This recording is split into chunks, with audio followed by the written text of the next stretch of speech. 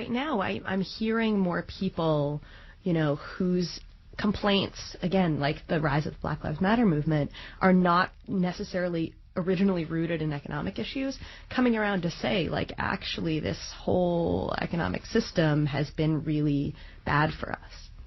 Over the course of your reporting, didn't you come to believe that the various groups may have more in common than they even realize, what you call intersectionality?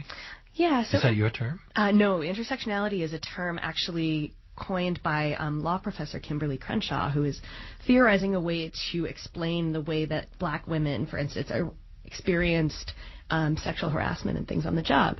And so it's to say that, like, you are black and you are a woman, and so if you experience sexual harassment, the sexual harassment that you're experiencing is often going to be racialized. That if you are a woman who is Latina and who works at Walmart and makes $9 an hour, you're not experiencing those things as separate. You're experiencing all of these things overlapping at once, and they all shape your life and your position that you find yourself in society.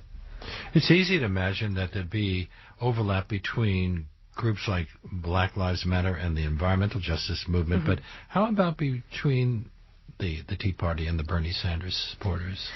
I mean, I think that when you're talking about an election campaign, it's hard to have overlap because one group is supporting one candidate and one group is supporting another candidate. So, I agree with you that I don't think we're going to see that many had been Bernie supporters supporting Donald Trump. I think or Tea Party people moving over to Bernie Sanders. Yeah, I mean, it would be interesting to me to find out, though, if that had happened at all. If hearing Bernie Sanders' arguments actually convinced some people that maybe that was a better idea than what they had been arguing for.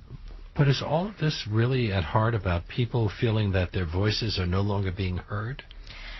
I think there are a lot of things, that are contributing to this moment. I think that that's a huge one. I think also we're talking about, people are not only feeling like their voices aren't being heard, they're also not able to pay the bills. They're also in danger of losing their house. They're also seeing their friends and neighbors shot and assaulted by police. Like, it's not just, an abstract feeling that they're not being heard. They're actually materially suffering.